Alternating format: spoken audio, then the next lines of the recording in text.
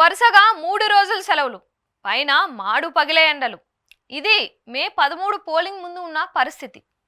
Urban ఓటర్లు ఎప్పుడు ఓటింగ్లో తక్కువగానే పాల్గొంటారు. ఈసారి మండించే ఎండల్లో వారు అసలు వస్తారా అన్న టెన్షన్ రాజకీయ పార్టీలకు పట్టుకుంది.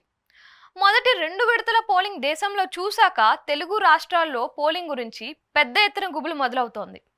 పోలింగ్కు జనాలు రాకపోతే తమకు అనుకూలంగా ఉండే సెక్షన్ల ఓట్లకు దూరంగా ఉంటే అప్పుడు సంగతి ఏంటి అన్నది లెక్కలు వేసుకొని మరీ గుంజాటాన పడుతున్నారు. ఇప్పటికే తెలంగాణలో పోలింగ్ విషయంలో అన్ని విశ్లేషించుకున్న మీదటనే రాజకీయ పార్టీలు పోలింగ్ టైం పెంచమని విన్నపం చేశాయి. దాంతో తెలంగాణలో 1 గంట అదనంగా పోలింగ్కి టైం ఇచ్చారు. అంటే 5తో ముగియాల్సిన పోలింగ్ని 6కు పెంచారన్నమాట. ఇక ఏపీలో కూడా ఇదే రకమైన విన్నపాన్ని టీడీపీ చేసింది. ఏపీలో ఈ నెల 13న సార్వత్రిక ఎన్నికల పోలింగ్ జరగనుంది. ఉదయం 7 గంటల నుంచి సాయంత్రం 5 గంటల వరకు పోలింగ్ నిర్వహిస్తారు. ఈ నేపథ్యంలో పోలింగ్ సమయం పెంచాలంటూ టీడీపీ సీనియర్ నేత కనక మెడల రవీంద్ర కుమార్ కేంద్ర ఎన్నికల సంఘానికి లేఖ రాశారు.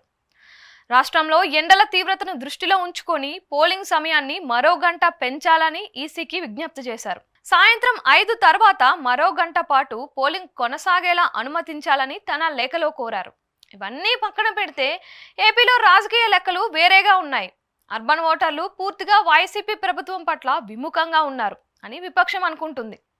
వారంతా పోలింగ్ కేంద్రాల వద్దకు దండెత్తి వస్తే అది టీడీపీకి పూర్తి అనుకూలంగా మారుతోంది అని భావిస్తున్నారు.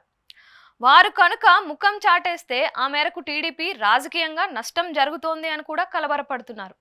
మరోవైపు చూస్తే రూరల్లో వైసీపీకి పట్టు ఉంది. రూరల్ ఓటర్లు నిబద్ధతతో ఎప్పుడూ ఓట్లు వేస్తారు. అక్కడ ఓటింగ్ శాతం పెరిగి పట్టణాలలో తగ్గితే ఫలితం తేడా కొడుతుందేమో అని విపక్ష కూటమి భయపడుతోంది. అసలే ఈ నెల 11న సెకండ్ సాటర్డే ఉంది, 12న ఆదివారం, 13న పోలింగ్ డే హాలిడే. దాంతో వరుస 3 రోజుల సెలవులు. మండించే ఎండల నుంచి ఉపశమనం కోసం హాలిడే ట్రిప్లకు వెళ్లేవారు కూడా ఈసారి ఎక్కువగా ఉన్నారు. దాంతోపాటు ఎండలు కనుక మండిస్తే ఎవ్వరు ఓటు వేయడానికి జంకి రారు. అదే 6 గంటల వరకు ఓటింగ్ సమయం పొడిగిస్తే చివరి నిమిషం పోలింగ్ కేంద్రానికి వచ్చినా రాత్రి ఎంతసేపు అయినా ఓటేసే ఛాన్స్ ఉంటుంది. దీంతో ఆ అదనపు గంట కోసం విపక్షమే ఎక్కువగా పట్టుబడుతోంది. ఈసీ ఏ విధంగా డెసిషన్ తీసుకుంటుందో చూడాల్సి ఉంది.